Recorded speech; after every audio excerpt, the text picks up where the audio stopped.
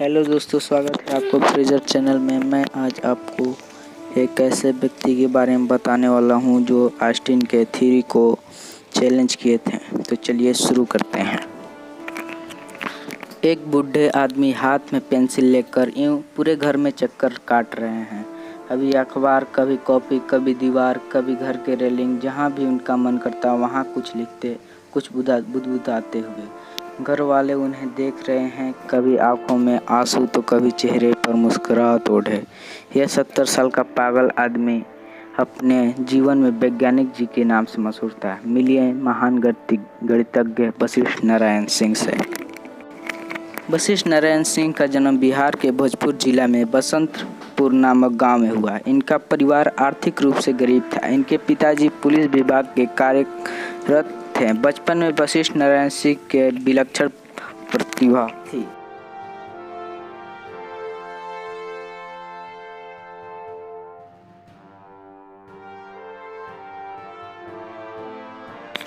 सन 1962 में उन्होंने नेतरहाट विद्यालय से मैट्रिक की परीक्षा प्रथम श्रेणी से उत्तीर्ण की। उस समय संयुक्त बिहार में सर्वाधिक अंक प्राप्त किए। आगे की पढ़ाई इन्होंने पटना साइंस कॉलेज में की।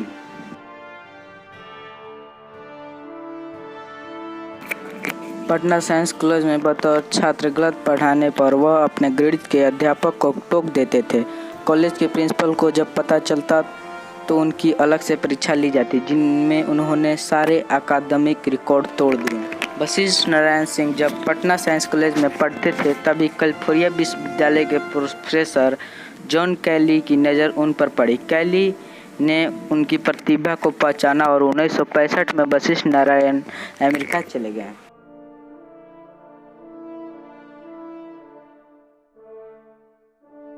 साल 1969 में उन्होंने कैलिफोर्निया यूनिवर्सिटी से पीएचडी की और वाशिंगटन विश्वविद्यालय में एसोसिएट प्रोफेसर बन गए। फिर वे कुछ दिन नासा में भी काम किया। नासा में अपोलो की लॉन्चिंग के पहले 31 कंप्यूटर कुछ देर के लिए बंद हो जाने के बाद इन्होंने 31 कंप्यूटर के बदले खुद कैलकुलेशन करके उनको बताया। उसके बाद उनका कैलकुलेशन फिर से कंप्यूटर ठीक हो जाने के बाद मिलाने पर एकदम सही निकला। वशिष्ठ नारायण सिंह ने आइंस्टीन के सापेक्ष सिद्धांत को चुनौती दी थी, लेकिन कुछ कारणों के कारण इन्होंने उस चुनौती को लड़ ना सके।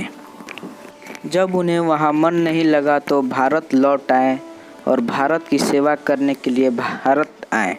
भारत आते समय उन्होंने 10 बक्से बुक, कॉपी और पेंसिल अपने साथ लाए थे। भारत आकर वे पहले आईआईटी कानपुर, फिर आईआईटी बम्बई और फिर आईआईटी कोलकाता में नौकरी की। इस बीच 1973 में उनकी शादी वंदना रानी सिंह से हो गई। घरवाले बताते हैं कि यही वो वक्त था जब वशिष्ठ जी असम्मान व्यवहार करने लगे और पूरे घर को अपने सर पर उठा लेते थे। असम्मान व्यवहार से वंदना भी जल्द परेशान हो गई और तलाक ले लिया। यह वशिष्ठ नारायण के लिए बड़ा झटका था।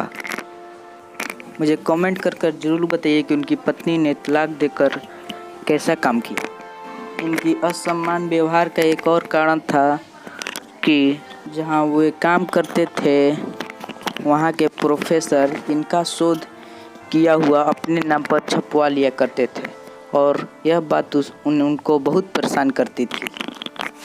साल 1974 में उन्हें पहला दौरा पड़ा, जिसके बाद शुरू हुआ उनका इलाज। जब बात नहीं बनी तो 1976 में उन्हें रांची में भर्ती करा दिया गया। रांची में एक हॉस्पिटल है, आप लोग जानते होंगे।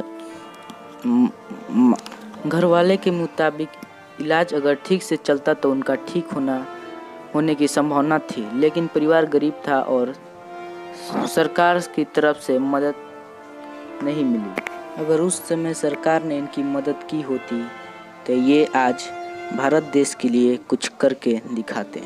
फिर 1987 ईस्वी में वशिष्ठ नारायण अपने गांव लौटे, लेकिन 89 साल के उम्र में अचानक गायब हो गए। साल 1993 में वो बेहद दयनीय हालत में डेरीगंज सारण में पाए गए।